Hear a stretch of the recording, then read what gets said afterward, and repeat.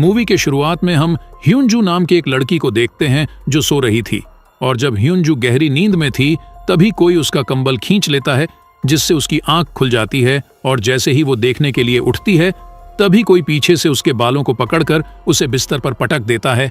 और तभी हम देखते हैं कि ऐसा करने वाला कोई और नहीं बल्कि खुद उसका बाप था। तब ह्यूनजू कहती है कि आप ये क्या कर रहे हो, लेकिन उसका पिता उसे कोई जवाब नहीं देता और अपनी बेटी के जिस्म को गंदी नजरों से देखने लगता है और उससे कहता है कि मेरी बेटी कितनी बड़ी हो गई है। अब ह्यूनजू अपने पिता के मुंह से ऐसी बातें सुनकर काफी डर जाती है और रोने लगती है।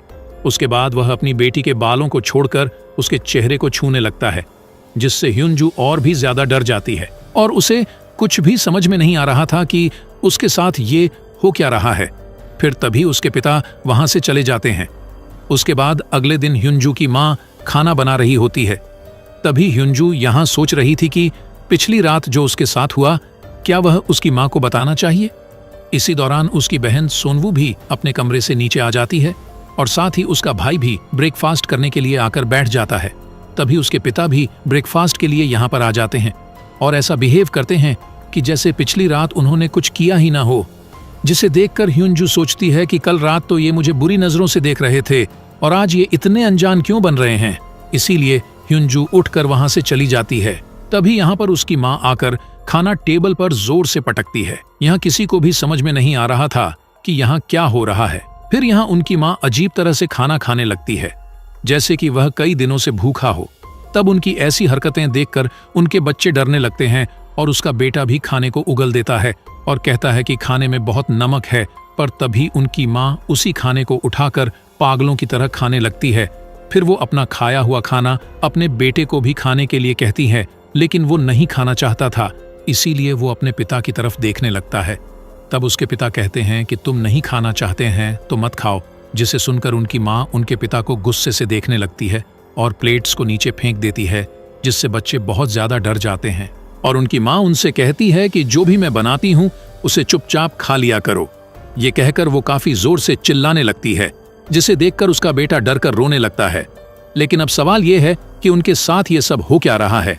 दरअसल वह लोग जब से नए घर में शिफ्ट हुए हैं उनके साथ ऐसे ही अजीब सी चीजें हो रही हैं और उनके पिता हर रात अपनी बेटी के कमरे में जाकर अजीबोगरीब हरकतें करता है। फिर उसके बाद जब सोनवू नहा रही थी तभी उसके पास कोई आकर खड़ा हो जाता है।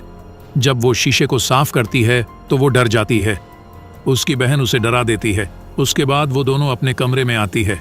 तब ह्यूनजू अपनी बहन को अपने पिता के बारे में बताती हैं कि कैसे हर रात वह उसके कमरे में आकर अजीबोगरीब हरकतें करते हैं, जिसे सुनकर सोनवू काफी हैरान हो जाती है कि उसके पिता ऐसा कैसे कर सकते हैं। तभी उनके पिता भी वहां पर आ जाते हैं, जो उनकी बातों को सुन लेते हैं, जिसके बाद वो वहां से एक चाकू उठाकर उनके ऊपर हमला करने की कोशिश करते हैं। पर सोनवू उन्हें धक्का देकर वो दोनों बहनें वहां से भाग जाती है। लेकिन तभी अचानक फिर से उनके पिता उनके सामने आ जाते हैं और वह सोनवू के बालों को पकड़कर वहां से नीचे फेंक देते हैं। तब वह सीढ़ियों में गिरकर वहीं बेहोश हो जाती है। तभी उसकी बहन ह्यूनजू डरकर वहां से भाग जाती है और एक जगह पर आकर छुप जाती है। तब उसके पिता एक हथौड़ा लेकर उसे ढूंढने लगते हैं। फिर वही दूसरी तरफ सोनवू को भी होश आ जाता है और वह अपनी बहन को ढूंढने लगती है। लेकिन जब वह पीछे मुड़कर देखती है तो उसके पिता एक हथौड़ा लेकर उसके सामने खड़े होते हैं और वो उस पर हथौड़े से हमला करने ही वाले होते हैं कि तभी ह्यूनजू जोर से चिल्लाती है, जिससे उसके पिता रुक जाते हैं। तभी ह्यूनजू एक बैट से अपने पिता को जोर से मारती हैं, लेकिन उसके पिता को कुछ भी नहीं होता और गुस्से में वह उसके ऊपर भी हथौड़े से हमला करने लगते हैं। और तभी नीचे से उनके असली पिता ऊपर आने लगते हैं, जिसे देखकर उनका बहरूपिया हथौड़ा फेंककर दूसरे कमरे में चला जाता है। फिर उनके पिता ऊपर आकर अपनी बेटियों को देखते हैं, जो उनसे डरकर पीछे हट रही थी। तभी उनके पिता दरवाजे पर हुआ एक बड़ा सा छेद को देखते हैं और उनसे पूछते हैं कि क्या तुम दोनों यहाँ पर लड़ाई कर रही थी। लेकिन वो दोनों कोई भी जवाब नहीं देते। और तभी उनका भाई यहाँ पर आता है। तब वह दोनों बहनें उसे यहाँ से भागने को कहती हैं। फिर तभी पीछे से उनकी माँ वह हथौड़ा उठाती है और उनके पिता के पास जाकर उन पर हमला करने लगती है। तभी उनके पिता उसे रोकने की कोशिश करते हैं, लेकिन वह उन्हें धक्का मारकर गिरा देती है, जिसके बाद वह काफी डरावनी स्माइल देने लगती है और टूटे हुए कांच पर पैर रखकर अपने रूम में चली जाती है। लेकिन तभी नीचे से उनकी माँ आवाज देकर ऊपर आती है और उनसे पूछती है कि ये सब क्या हो रहा है। लेकिन सभी लोग उनसे डरने लगते हैं। तभी उनके पिता डरते हुए रूम का दरवाजा खोलते हैं, लेकिन रूम में कोई भी नहीं होता। पर उनके पिता फ्लोर पर पड़े हुए हथौड़े को देखते हैं, जिसके बाद उनकी माँ अपने बच्चों से पूछती हैं कि क्या हुआ, लेकिन वो तीनों अपने माँ से डर रहे थे। फिर अगली सुबह उनके पिता अपने भाई को घर बुलाते हैं, जो चर्च का एक फादर होता है, और अगले दिन वह उनके घर आता है। तब फादर उन्हें ऐसे ही अजीब घटनाओं के बारे में बताता है, लेकिन उसका बड़ा भाई इस सब पर विश्वास नहीं करता था। फिर रात को ये लोग एक साथ एक ही रूम में सोने का डिसाइड करते हैं। उसके बाद आधी रात में छोटे बच्चे को टॉयलेट आती है और वह बिना किसी को परेशान किए अकेला ही वॉशरूम में चला जाता है। तभी उसके जैसा ही दिखने वाला एक बहरूपिया वहां आता है, जो एक चाकू उठाकर अजीब सी स्माइल करता है, और वह फादर को मारना चाहता था, लेकिन वो उसे नहीं मार पाता और ऐसा लग रहा था कि उसे किसी चीज ने रोक लिया था।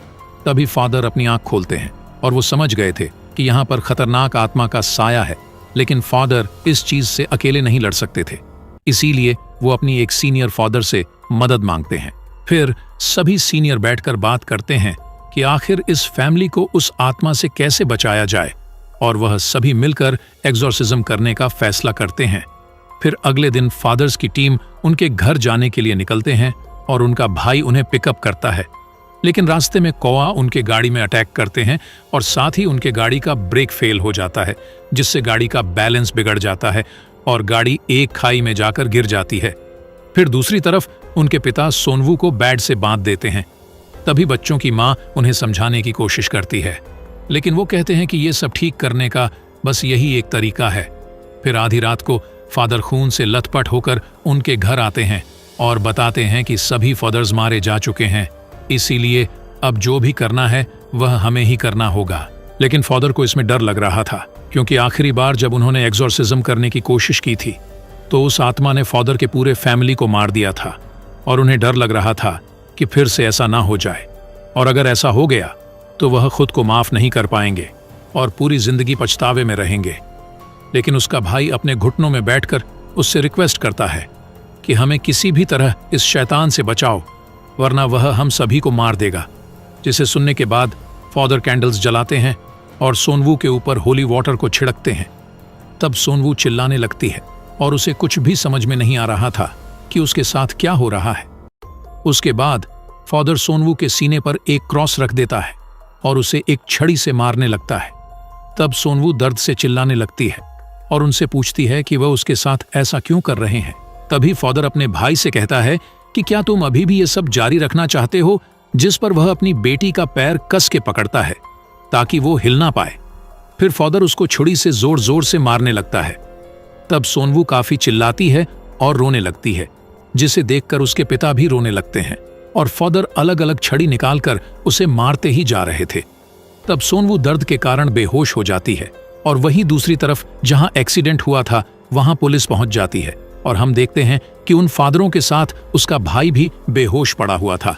इसका मतलब घर में जो आदमी है वो उसका भाई नहीं बल्कि खुद ही शैतान है, जो कि लगातार सोनवू को पीट रहा था। अब सोनवू की मां से यह सब बर्दाश्त नहीं होता, इसीलिए वो फादर को उसे मारने से रोकने लगती है और अपने पति से कहती है कि ऐसा करने से अच्छा तो हम एक साथ ही मर जाएं।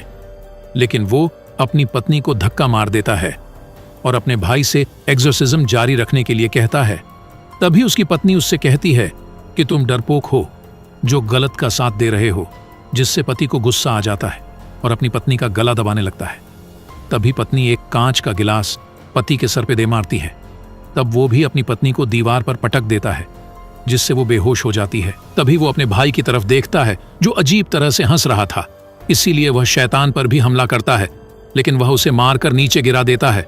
और जैसे ही वह शैतान उसको मारने वाला होता है कि तभी असली फादर यहाँ पर पहुंच जाते हैं और कुछ मंत्र पढ़ने लगते हैं, जिससे वह आत्मा यहाँ से चली जाती है। उसके बाद सोनवू स्टोरेज रूम की तरफ जाने लगती है, जो काफी बुरी तरह से जख्मी थी, और अपने पिता की तरफ देखते हुए पूछती है कि तुमने मुझे इतनी बुरी तरह मारने क्यों दिया। तभी फादर सोनवू के सामने एक मिरर रखते हैं, जिससे सोनवू के शरीर से वह शैतान निकल जाता है। तब फादर उस शैतान को अपने शरीर के अंदर ले लेता है और अपने भाई से उसे मारने के लिए बोलता है, जिस पर उसका भाई टूटा हुआ क्रॉस उसके सीने में घुसा देता है, जिससे वह फादर और वह शैतान एक साथ दोनों मारे जाते हैं। और इसी के साथ ये मूवी यहीं पर खत्म हो जाती है।